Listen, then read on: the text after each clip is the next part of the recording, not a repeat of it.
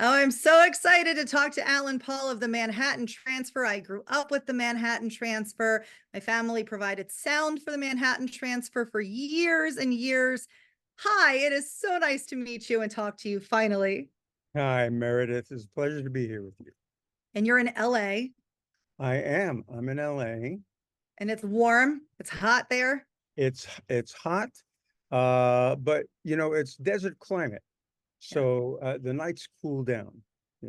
Unlike back east where it's humid all the time. If I step outside right now, whew, hair goes out. Welcome to the East Coast humidity. Terrible. You were born in New Jersey and you ended up getting a BA in music education. And then you went on to star in Grease on Broadway, correct? Well, vice versa. So Oh, vice versa. from Okay. when I graduated from college, I went to Kane University. Back then, it was Newark State College, and I got my BA in music education. And then years later, um, yeah, I when I graduated, I got into Greece. Now, my gardener just went to the front and he's blowing, and I don't know if you can hear it or not. No, but you know what? We've had chainsaws on this show. We've had a lot of sounds on this show. Dogs barking here, dogs barking there. We're okay. It's fine. Okay. If it gets too much, tell me we can stop and continue. We're good. Okay. All right. Yeah. Um, okay. Yeah. So when you were in Greece, you had somebody else on the production with you that ended up introducing you to Tim Hauser. Is that the story of how you and Tim Hauser met? Kind of, sort of. Tell the So, story. I want to okay. know. So, Laurel Massey, who was our one of our first partners. When we got together, it was Tim Hauser, Janice Siegel, Laurel, and myself. And Laurel was dating the drummer in Greece. Oh. So I used to see Laurel backstage. Um, and yeah, and so we got to talking and everything else. And uh she had met Tim. Tim was hacking a cab in New York, and he picked her up one night. And they started talking, hey, what do you do? Well, I drive a cab right now, but I'm actually a musician, singer, putting together a demo. Hey, would you like to sing on my demo? It's, I can't pay you, but if I get a deal, I'll pay you. She said, sure. And another night, the guys in the band were doing a gig at Kenny's Castaways in New York. And so I went down to see the guys, and singing backup was Janice, Laurel, and this other girl. So I thought they were fantastic. I thought they were really great singers. And then a couple of weeks after that, Laurel approaches me, and I guess she had spoken to her boyfriend and some other people, and they were looking for a fourth singer. And they said, well, maybe Alan would be interested because they knew that I studied music and everything else. So made a date to go down and meet Tim. Oh. And so Tim lived down in the West Village. And we went up to his apartment, and there was no furniture. When we walked in, it was just wall to wall crates of records. LPs, 45s, 78s, and he was sharing, the apartment with a guy, and guy walks out, long hair like this, a beard, and he's bald and he has a broken nose. I said, well, that must be his roommate. And then I found out it was Tim, and we talked for hours, about music, about the changes that were happening, in the city. Folk clubs were turning into cabarets, and it was the beginning of, uh, you know, acid rock, and you know, glitter rock. I meant, that's what I meant, glitter rock and beginning of disco and all that stuff. And I never thought about being in a group because I was always on my own since I was a kid. But I always loved swing music, music from the 40s and 50s, obviously being in Greece. So I said, okay, let's try it. Let's do it. You know, got nothing to lose. Worst case scenario, doesn't work out, I can always leave. Yeah. That was And like they say, the rest is history. the rest is history, you know. I mean, that's like the best thing ever. I have to say, like, you know, coming up in the 70s among disco and I mean, you can call it punk rock, acid rock, whatever. Um, and then into, well, then now you have to add the yacht rock category and then 80s rock. Um, it's amazing to me how the Manhattan Transfer formed, was able to get these albums out and hold your own among 2 decades of music that is very different than what you guys were doing. How did that feel within that group? Being amongst these different types of musical genres, and you guys, quite honestly, being the ones that are standing out, doing something very different. How was that? We were definitely unique. I mean, we started out as an underground group, you know, with glitter rock and all that stuff. You know, when we originally started, I mean, we were outrageous. The way that we looked, uh, you know, was, you know, a lot of makeup and, you know, crazy outfits and everything else. So it was kind of in sync with what was going on, um, with like glitter rock, but we were in a different category, you know, and we rehearsed for a long time. We rehearsed for about 6 months before we started sitting in with friends of ours that had gigs. You know, we go in and we do our 5 songs that we had learned, and then gradually we kept learning new songs until we had like a 45-minute set. But it was really, really hard. I mean, we were selling out shows in New York and we couldn't get a record deal. Mm. We couldn't get a record deal. We tried for 2.5 years. We tried to get a record deal and nobody would touch us. You know, we get, well, you're not commercial. We don't know what to really do with you. And that all changed with through Bette Midler, who was a friend of ours, and her manager. Mhm. Bette was signed to Atlantic Records, and you know, we ran into them one night at a club, you know, at a bar, and Aaron asked us, "Well, how are you guys doing?" And we said, "Well, perfectly honest, we can't get a record deal." And he said, "Well, if there's anything I can do, let me know."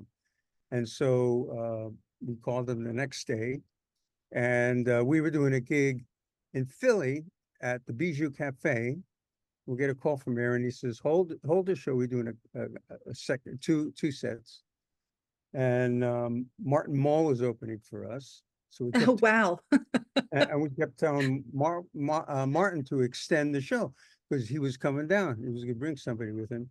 So we finally did the second set and we go backstage and Aaron comes back and he brings with him Ahmet Ertegun. And Ahmet Ertegun was the head, the co-founder of Atlantic Records. So Wow. it didn't get much higher than that. And Ahmed got it. And he said, you know, he wanted us to be on the label. And that was it. And this was what, 73, Well, I mean, we signed with Atlantic in 75. 75? That's Okay. when, yeah, we started in 72. Yeah, you started in 72, but let's skip ahead to Okay. 1979 to the Extensions album. Okay, your fifth album. Okay. And listen, Laurel's great, but thank God Cheryl joined for the Extensions album, because the Twilight Zone, I have to talk to you about the Thank you Twilight very Zone. much. I co-wrote that. Thank I you. know you co-write that with Jay Graydon, Yeah. Graydon. come on now. I mean, Jake, I know he's on some of your albums and David Foster, and we'll talk about that, but let's dive into the Twilight Zone. Some people don't get it, and that's okay, right? We're going to just say that's okay. Yeah. Some people like me totally get it. And from the sound of it, the beginning, doon, doon, doon, doon, doon, doon, doon, doon, doon, doon, doon, doon, doon, doon, doon. I mean, every little aspect of this song, I have listened to it a gazillion times, one of my favorites. Grew Uh-huh. up with it. The video is wild and weird and wacky. And it's for that time in 79. It's like you're glued to the screen watching this. I have to know the songwriting process for Twilight Zone, Alan. Tell me how Okay. this all came about. Well, let's backtrack for a minute because Okay. 1979, by then we were like huge in Europe. Our second album had Chanson d'amour on it, which was a #1 hit in all through Europe for a long time. And we were touring a lot. I mean, 9 months out of the year. And Laurel was in a car accident, a really bad car accident here in LA. And after 6 months, she still needed to have surgery and stuff like that. And we had a meeting and she said, listen, I can't do this anymore, you know? So, we didn't know what we were going to do. Ahmed said, well, you did so much work already. You guys should continue, just find somebody to replace her. So we all auditioned a bunch of different women. And then Cheryl shows up. And this is a true story. We did Candy. And after 12 bars, we knew. We knew that she was the one. Because, it's very hard to teach somebody how to sing harmony. Mhm. It's hard to teach somebody how to have the ear to blend, and she had that, and she also had, really great solo chops, and she was funny, Oh, yeah. you know.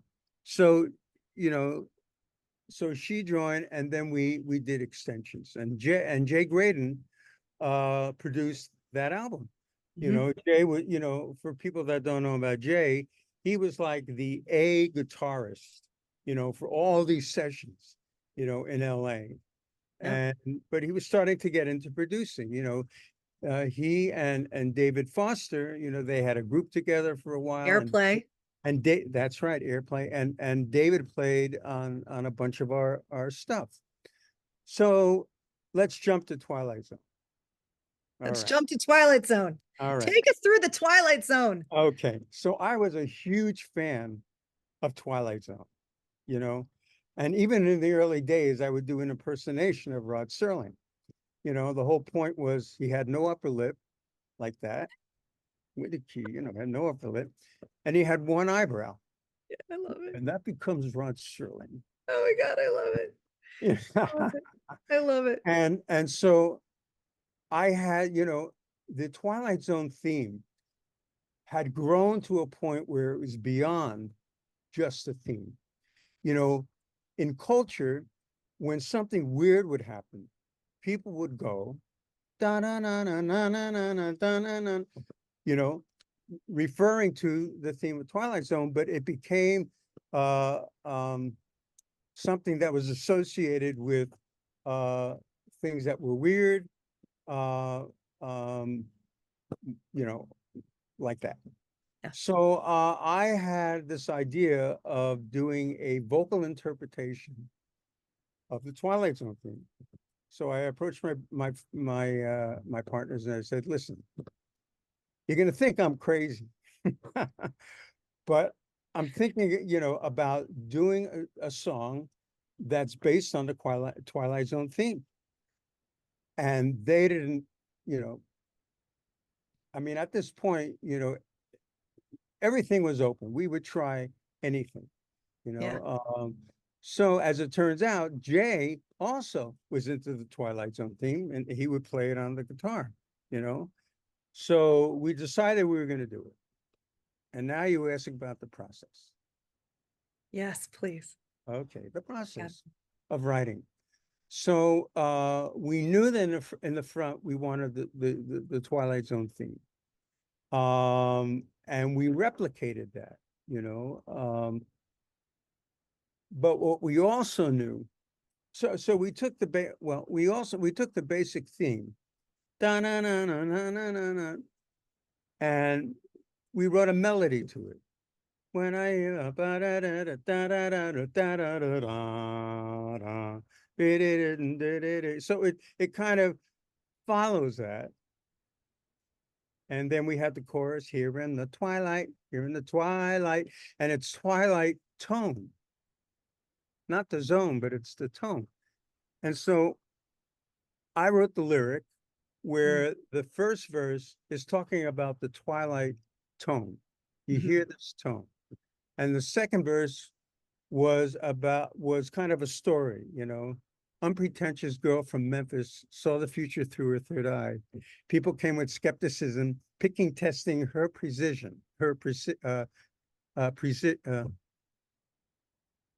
know it here, but my mouth is not I know, working. I'm like, what is it? Her Yeah. precision. Okay, Yes. suddenly she heard the sound, this melody that keeps spinning round and round. A signpost up ahead is calling from this mystic unknown zone. So Yeah. we wrote this song and everything else, and it was we wrote it as a disco song, Yeah. or on the floor as a disco song, and it became #1 on the disco charts. Okay. However, what we also knew was that in between the Twilight Zone theme and the starting of our song, there had to be a break. Hmm. You listen to it, it all of a sudden, after the Twilight Zone theme, it stops. Yes. And then our song continues. So that they're two separate entities. And that's how it happened. It's amazing. How long did it take for you guys to get that together in total? Not too long. I think we wrote it in about 3 weeks. Wow. I mean, we had all, we had, I mean, really the song happened in 2 days. I mean, And it's a long song. I mean, back then it was long for that time. Yeah. So we kept trying to put in the different elements from dun dun dun dun dun dun dun dun dun dun dun dun dun dun dun, all these different musical elements that were there, but we would change it around a little bit so that it was ours and not from the Twilight Zone. So we opened up the middle, and actually our single, we shortened. We took out that whole point so that because on the album I do 2 raps, so we took out the second rap. However, we ran into problems with the song because we had to get it cleared through the Rod Serling estate. We also had to get it cleared through CBS because the television show was on CBS. So they went through their files and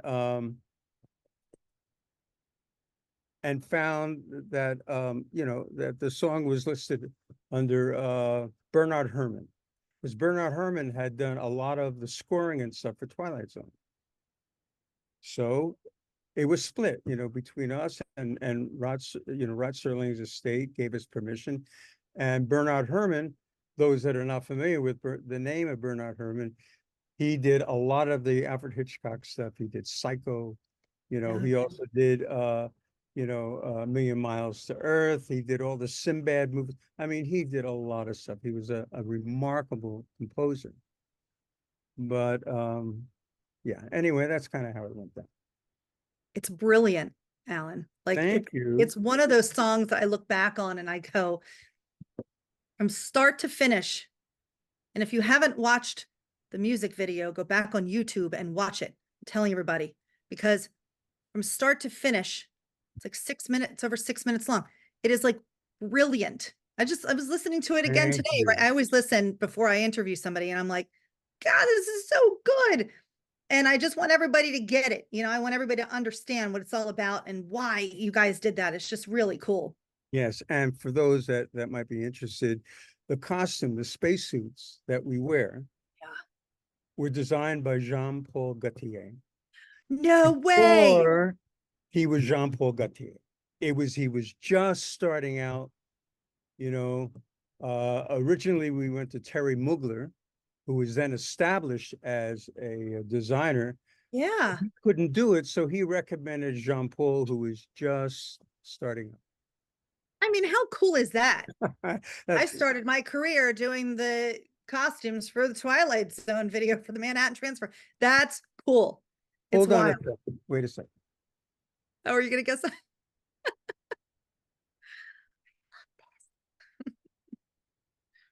If he brings back a costume, I'm gonna, oh, I just happened to have hanging on my wall. lift up. Oh, wow.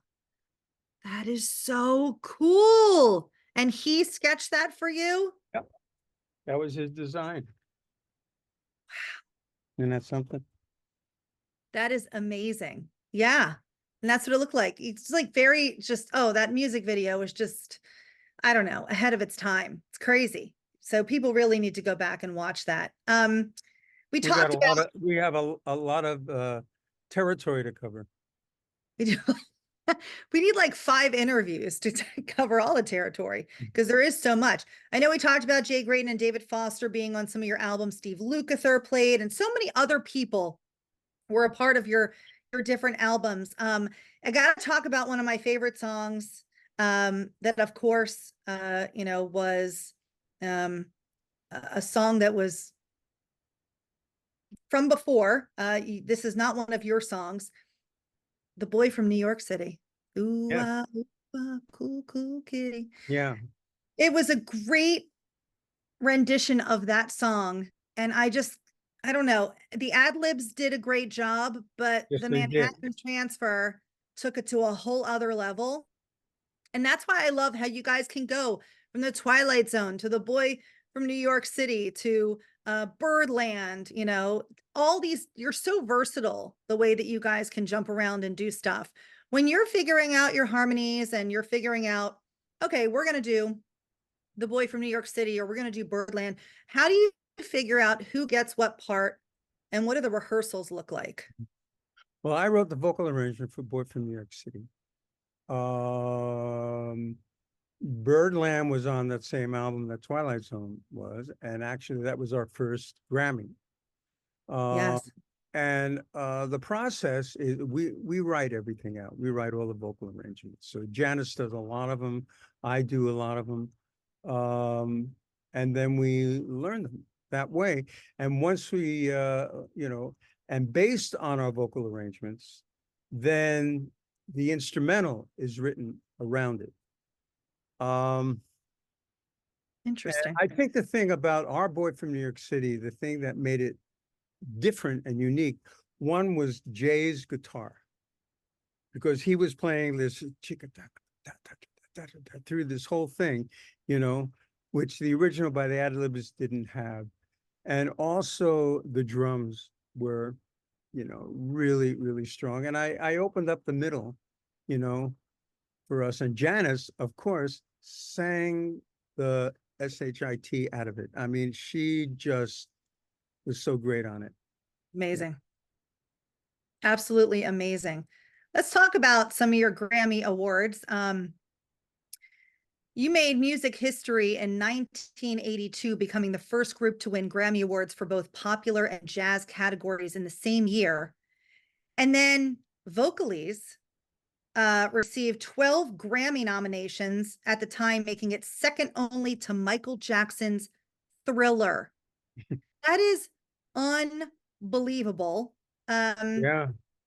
As the most nominated single album ever, and you won in 2 categories: Best Jazz Vocal Performance by a Duo or Group and Best Arrangement for Voices. So that was with Boy from New York City. That was the Yeah, second album, Mecca for Moderns. Boy from New York City in pop, and we did Count Basie's Corner Pocket in jazz, and they both won, that's which was unreal. amazing to us. I mean, it was unexpected and, quite Did that amazing. kind of, I don't want to get into how awards make people feel because awards are awards and, but did that kind of make you all take a step back and go, I mean, wow, we really do have, we've got we've got our leg in the game.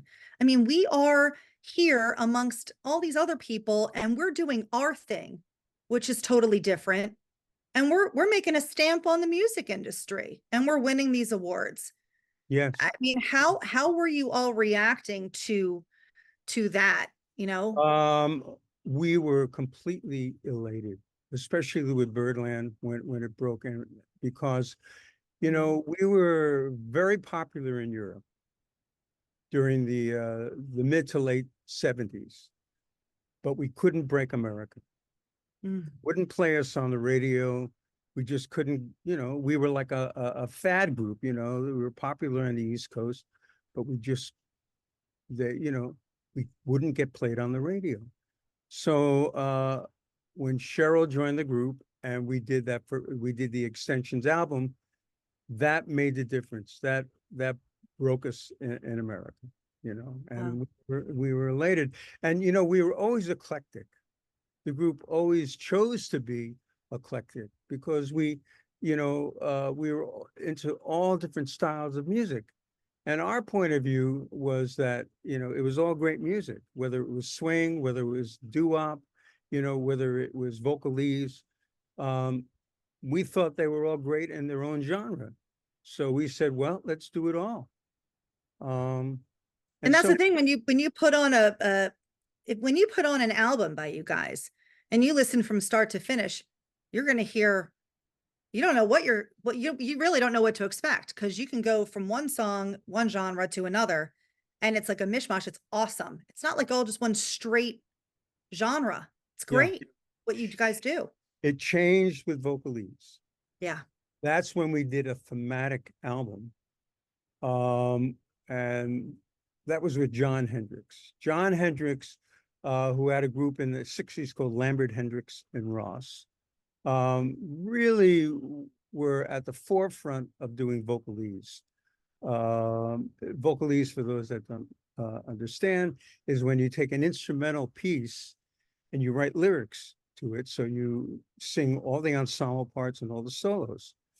And we, you know, right from the beginning, we were doing John's music. I Want You to Be My Baby. You know, Four Brothers was on our third album. And he wrote Birdland for us. You know, Wow. so we always had this connection with John. And after we did Boy from New York City, and then we did Bodies and Souls album, which you made reference to. You know, we had Stevie Wonder on that album, you know, had Frankie Valli on that album. And it was, again, a mixture. It was like you know, of stuff, but we were like leaning towards doing a jazz album. And, you know, Atlantic, Ahmet Erdogan was totally against it. It was like, well, why do you want to do this? Really? You just had a hit with Boy from New York City. Why don't you do another one? But we had gotten to a point where we felt that there was more substance in vocalese, and so we did the album with John, all his lyrics. Yeah. Yeah. Well, you brought up somebody very special to me. My uncle Frankie Valli was on Bodies and Souls album, but also on Tonin for Let's Hang On. Yes, that's right. And you guys are friends with my uncle Frankie, sweet Yes. man ever. Um, Yeah, what was that like doing I Let's just Hang spoke to On? Frankie a couple of days ago. We stay in touch. Yeah. And you know, the Tonin album had an all-star cast. It had every, you know, Felix Cavallari was on that, James Taylor was on that, Ruth Brown was on that, B.B. King was on that, Wow. you know, Benny King was on, it was a whole right. But we, you know, we absolutely wanted to do something with Frankie. So I came up with the idea of doing Let's Hang On, but doing it as a Latin song, you know, as a salsa. And so I wrote the vocal arrangement on that. And then our producer, Arif Martin, who, you know, in the business, you Oh know, my he's God, he's done amazing. so many great artists, you know. Mm. He sent it down to Miami and the guys that were in Miami Sound Machine, you know, with Gloria Nice. Estefan, you know, so they did the track, you know, and Frankie, you know, Frankie's Frankie, he came in and, you know, just sang, there's nobody like Frankie. Nobody like Frankie, you know, and when we talk, I say, you know, your legacy is just so incredible. All the hit songs, you know, that you did with Bob Gaudio and all of that is just absolutely remarkable, you know, and he's still going. He's 81 years old. No, he's not. He's I, 90. He's 90 years old. He's he's 90. 90 years old. That's my mistake. That's right. Yeah, He's he just 89, turned he's 90 in 90. May. That's right. Yeah. And he's 90 years old and he's still gigging. But He's you not, think you thought he was younger because he seems younger. yeah, He seems it's hard to imagine him at 90 because he's still on stage doing it. And he told me, I don't know what I'll do with myself if I can't be on stage. It's the only way he knows. He just feels comfortable every day yeah, going on stage, and he'll be bored if he's not on yeah, stage. yeah. So that's amazing. The crowds just absolutely love him. You know, he sells out every concert. He's my Are you- he's my he's my idol. He's one of my idols, you know. He Me just too. so it's such inspiration. Me too. Are you guys still touring? We actually stopped touring. We Really? stopped touring, yeah. December 15th was our last concert at Lincoln Center, not Lincoln Center, at Disney Hall out here in LA. Wow. Because the road just got too much. Sorry. It just got way, way too hard, you know. I mean, you know, tours are set up so that when you look at an overall budget, you know, in order to make the budget and everything else, you got to do a lot of dates, you know. And it just got too hard, you know, for health reasons and everything else. Whether we're going to do it again, who knows? Never say never. Never say never. Never say never. I know that you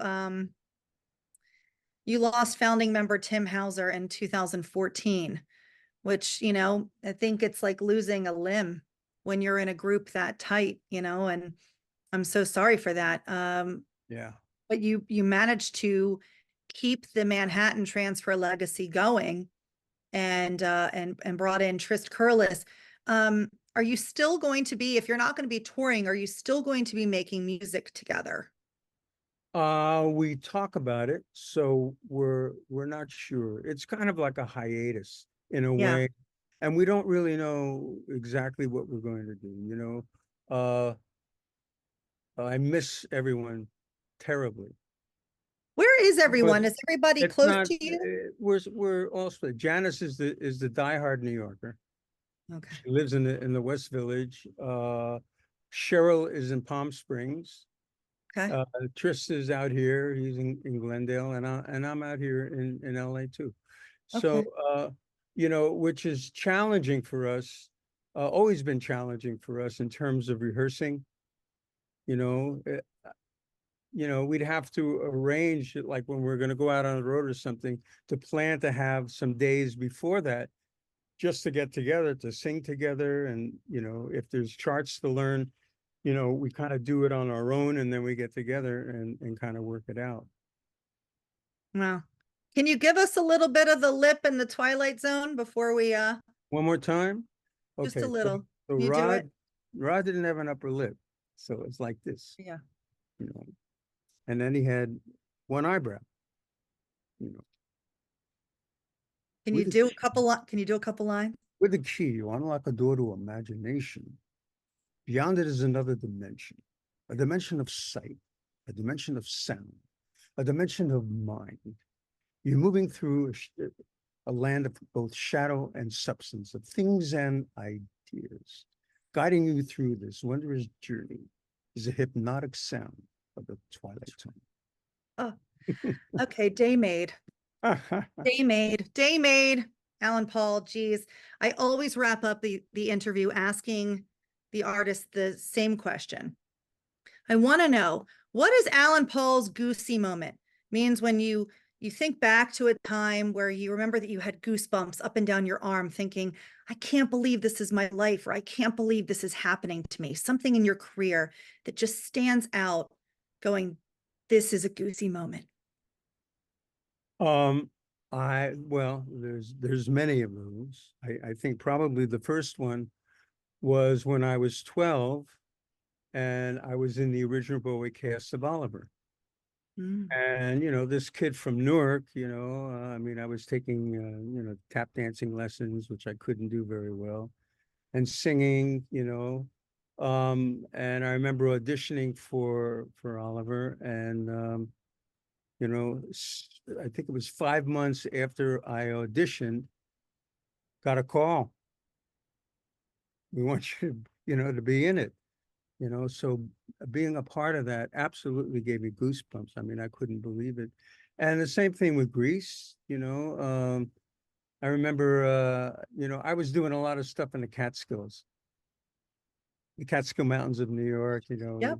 is where people used to go, even prior to Las Vegas or around the same time, you'd have all these amazing hotels up there, and they all had showcase theaters, and I was up after I graduated from college. I was still going up there. My junior and senior year, I was going up there, and I was like an activities director slash singer slash MC, and then I'd be going to the city for auditions. And I remember I had auditioned for Jesus Christ Superstar 13 times. They called me back 13 times. In the middle of it, they fired the director, and then the whole process started over again. And I didn't get anything, Oh. nothing, not a real company, nothing. And I just felt like I didn't know what I was doing. I didn't know if this was the right thing. And then I get a call from my manager. You got an audition for this off-Broadway show called Grease, and I'm thinking, well, Zorba the Greek was a very popular movie. I said, well, is it like a musical of Zorba the Greek? She said, no, it's some kind of 50s thing. So my audition was on a Friday. I had long hair. I put it in a ponytail. I remember I sang Only You, and I got a call that night. You're in. You start rehearsals on Monday. And that was like goosebumps. And then with the group, so many ups, so many things, you know, getting the record deal finally, and doing our own TV show, winning the Grammys. I mean, that one definitely, Birdland Mm. especially, and everything that came after that. We never expected it. It was not like, well, this should happen. We never expected it to happen, with that. So, And still you remain very humble. uh, well, you know, I'm a kid from Newark, and you know what they say, you can take you can take the kid out of Newark, but, well, no, I forget what it is. You're another Jersey boy. Yeah. Another Jersey boy. Alan Paul, thank you so much for talking to me today. I You're mean, welcome. My pleasure. dream come true. I love you, love you, love you. Thank you. You're welcome. Thank you.